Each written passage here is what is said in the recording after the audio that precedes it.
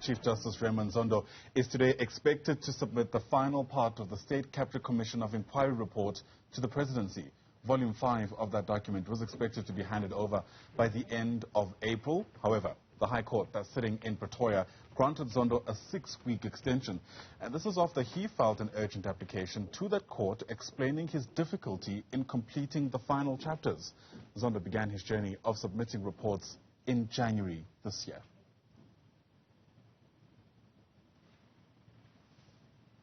Well, our reporter Tumaole joins us in studio as we continue to track the 5th edition of the State Capture Inquiry Report. Tumaole, it's great to see you. Thanks for coming in.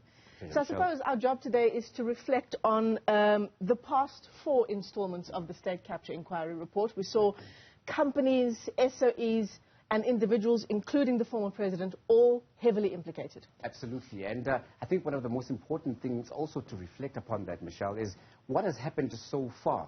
We do know that due to the State Capture Commission of Inquiry's work, before the reports, there have been some very high-profile, criminal cases that have followed. Subsequently, we know that former SAA board chairperson Dudu Myeni is before the courts, of course, to answer to refusing to participate with the State Capture Commission of Inquiry. Chief Justice Raymond Zondo. Yeah, former, then deputy. Yeah. As the chair, it just comes so strongly to the mind. Then, slapped her with contempt because she refused to participate, initially to come to the State Capture Commission of Inquiry, and was found to be a witness that was less than helpful. So now she's facing the hot water before the courts. When it comes to the issue of the Free State and the asbestos roof saga, we know that Edwin Sodi, businessman, is also fighting the case in court, along with Ace Magashule, who has been trumping up the fact that he believes there's no case for him to answer. The NPA has been, hit by certain delays, and there's been non-starts with that particular case in terms of applications to separate the various prosecutions. But the NPA is adamant that there is a case to answer because, of course, the 215 million is still unaccounted for, and the asbestos roofs are still prevalent right across the Free State. So these are some of the high-profile names that have been found to be in hot water linked to the State Capture Commission of Inquiry. So we'll wait to see with this report who else is named. Of course, Malusi Kigaba is another high-profile ANC politician, former minister, who was recommended in the previous reports that he has a case to answer to in terms of criminal prosecution. Former Public Enterprises Minister implicated, I think it was in Volume 2 of the State Capture Inquiry Report, along with another former Public Enterprises Minister, Lynn Brown. But as you reflect this morning, Tommy, on court cases that have emanated from the State Capture Inquiry, of course, the big development over the past couple of weeks is the arrest of the Gupta brothers in Dubai. Yes, the arrest of the Gupta brothers in Dubai. And of course, Chief Justice Raymond Zondo had been quite strong in terms of saying that the recommendations of the report will be that the Guptas do have a case to answer to. However, he left it up to the law enforcement agencies to see what instruments could be used, because when the Guptas fled the country, the NPA and other law enforcement agencies were talking with international law enforcement agencies like Interpol to try and see how they could get them back, because they are being cast as the architects of state capture, the central characters who, along with former President Jacob Zuma and the others who have been implicated, then ensured that the instruments of state capture were unleashed on the SOEs, leading to, of course, the downfall of ESCOM, the downfall of SAA, and the downfall of Transnet.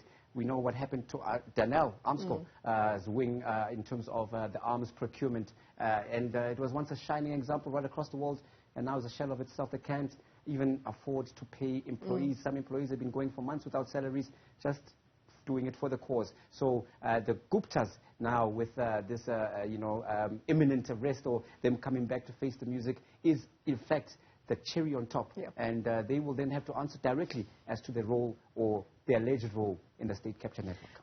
But I mean, as we build up to this, what is now the final installment? It's the final in a years-long saga of us trying to get to the bottom of what unfolded during the state capture years in our country.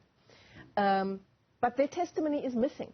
One just wonders how the then Deputy Chief Justice, the chair of the State Capture Inquiry, how he's going to now round up his findings of the inquiry without the testimony of these two brothers.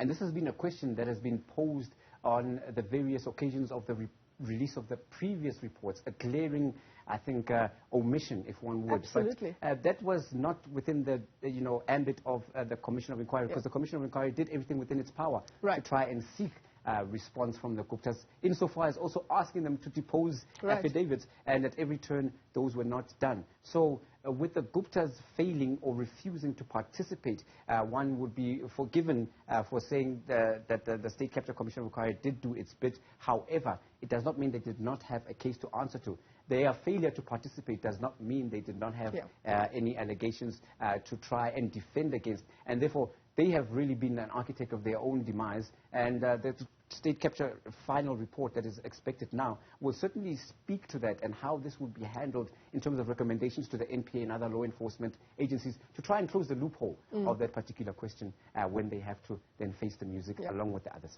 Well, we can't wait to get our teeth into the fifth and final installment of the... Salivating already. Absolutely. State Capture Inquiry report set to be handed over to the President at some point today, the 15th of June.